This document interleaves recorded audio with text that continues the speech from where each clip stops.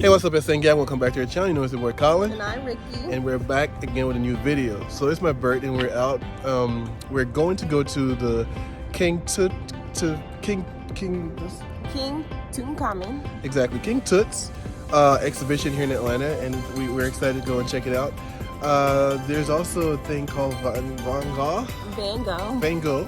So we're gonna check that out as well. So yeah, we're taking you guys along with us.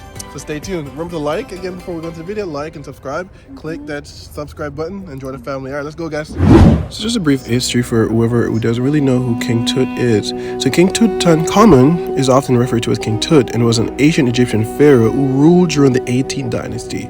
So he ascended to the throne around 1332 BC at a young age and died unexpectedly around 1323 BC. And this is possibly in his late teens or early 20s. So King Tut's tomb was discovered by Howard Carter in 1922 in the Valley of the Kings near Luxor, Egypt, and it was a momentous archaeological find. So the tomb's treasures provided an unparalleled glimpse into the ancient Egyptian life, culture, and artistry, making King Tut one of the most famous pharaohs in history. His artifacts, including his iconic golden death mask, which you'll see at some point throughout the video, is here also on display, and it is really renowned around the world. After entering the museum, you enter a movie theater area that gave you a brief history as to who King Tut was and how they found his tomb. We then walk into an area where there's a model of his tomb, where there's an antechamber, the coffin chamber, and the treasury, breaking it down into the different segments. We then walked into a room where the display projected, detailing how his body was recovered, the steps took, all the people that were involved in it, and all the behind-the-scenes information that a typical person might have not known about how the body was recovered. Behind that screen was a sarcophagus, and middle and outermost coffin, which we all had the opportunity to see, and it was one of the most beautiful things you can ever imagine. In this moment, right after this section right here, you'll be able to get the experience that we got, just seeing how it lit up. And as you can see, you see the innermost and outermost coffin, and the sarcophagus presented right below it.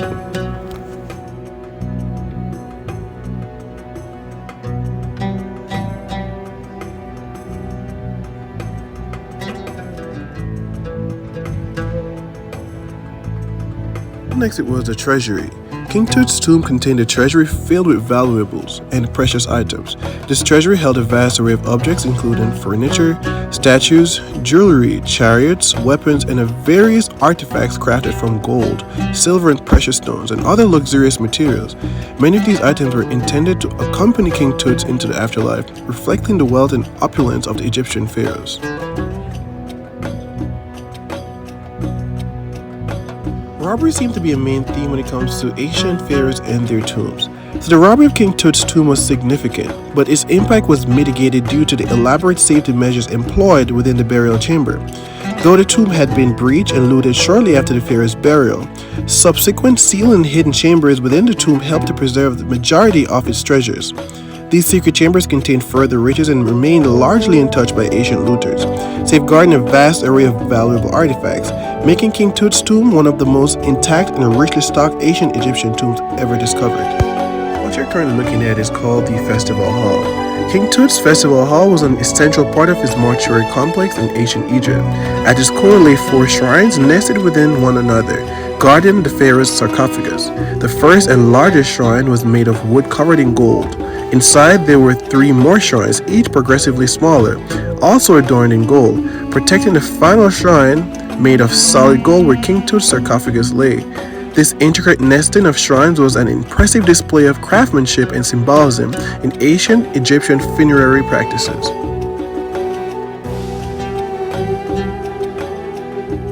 On the floor is an outline as to how each layer was stocked, and in the middle was a sarcophagus, as you can see pictured on the floor.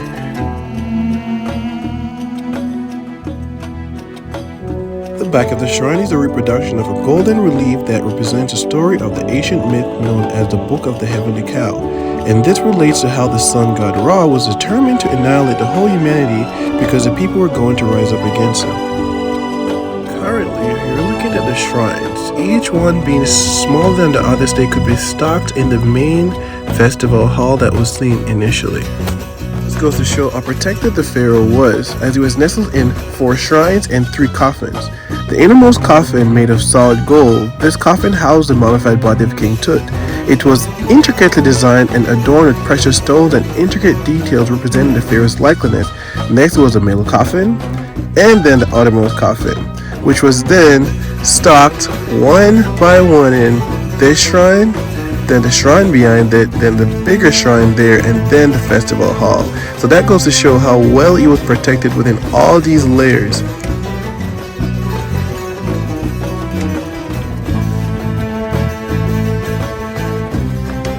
You're now looking at King Tut's golden mask. This mask is an iconic artifact from ancient Egypt, crafted from solid gold and adorned with precious stones. It was discovered in 1922 with the king's tomb by archaeologist Howard Carter. This mask, weighing over 22 pounds, is a stunning depiction of the young pharaoh's face, representing the wealth, artistry, and religious significance of Egyptian New Kingdom.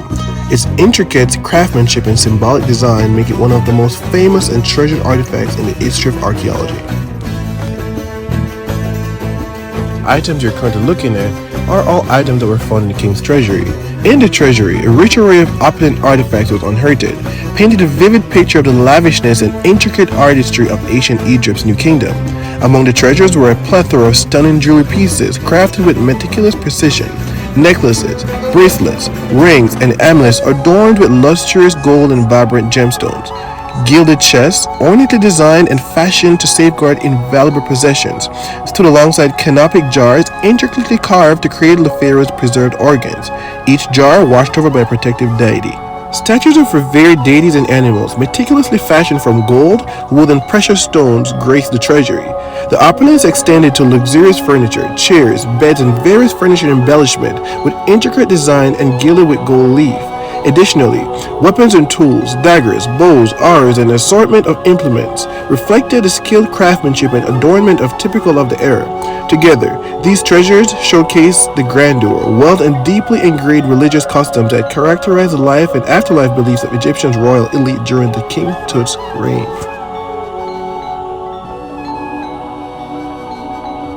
King Tut's insignia of power consisted of the crook and flail, 2 symbolic objects representing the pharaoh's authority and rule as a ruler in ancient Egypt. The crook symbolized the pharaoh's responsibility to guide and lead the people, much like a shepherd caring for his flock. On the other hand, the flail signified the pharaoh's ability to maintain order and control within the kingdom, ensuring justice and harmony. They then made aware that there were experiments done on King Tut's mummified body. These experiments conducted on King Tut's mummified body utilized modern scientific techniques to unravel mysteries around the life and death of the king. Researchers performed CT scans and DNA analysis to determine his age, health condition, possible familial relationship, and the cause of his death. These investigations revealed details about his physical state, including a foot deformity and evidence of multiple fractures. Coming up to the end of the museum, we saw a room with thrones as well as a few more of King Tut's possessions that were found in the treasury. Thrones were a symbolic representation of his power and authority as a pharaoh in ancient Egypt. These thrones were beautifully crafted and adorned with intricate designs, often incorporating scenes from Egyptian mythology and symbolic motifs representing the pharaoh's divine status. These were essential in ceremonial and administrative functions, serving as a seat from which the King Tut presided over important rituals, received foreign dignitaries, and administered justice.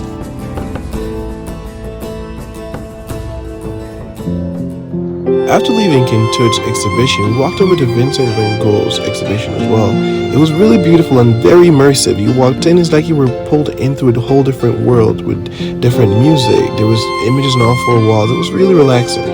So Vincent van Gogh was a Dutch post-impressionist artist. He created some of the most celebrated and emotionally evocative artwork in the history of art. Known for his vibrant use of color, bold brushstrokes, and deeply expressive style, Van Gogh produced a wide range of pictures, including landscape, portraits, and still lifes. His work, such as The Starry Night, Sunflowers, and The Bedroom, reflects his unique artistic vision and emotional intensity.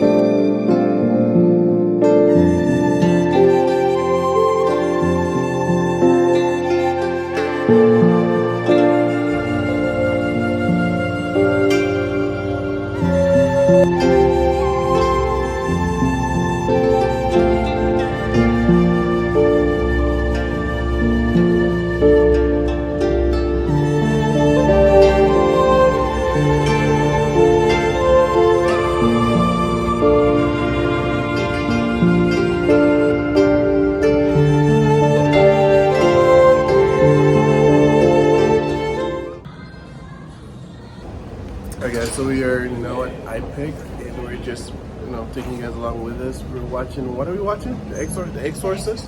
The Exorcist. The Exorcist. So we're watching The Exorcist, and yeah, we're going in there, just taking you guys along with us.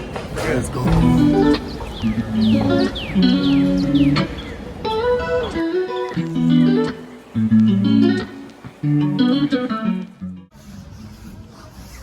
You can open the door for me. It's my birthday. So you should open the door for me. Thank you. B2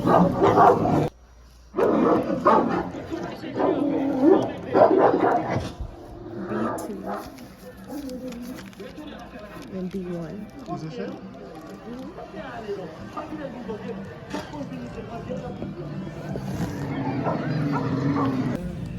So we just watched The Exorcist. Exorcist. It was good. It was great. If you haven't seen The Exorcist, go see it. Yeah, it was pretty good. But now we're heading out. We're heading back home. Yep. So I just want to say thank you guys for watching. Please remember to like and try to find a better lighting because you guys can't see us for. Hold on. Let me get some lighting over here. Is it better? Okay, it's a little bit better. Too bright, but yeah. But I guess see this. Hopefully. But yeah, if you haven't watched it, you should definitely watch it. Exorcist is really good. But remember to like, subscribe, and share. Leave a comment. Let us know what you think about the day. Peace.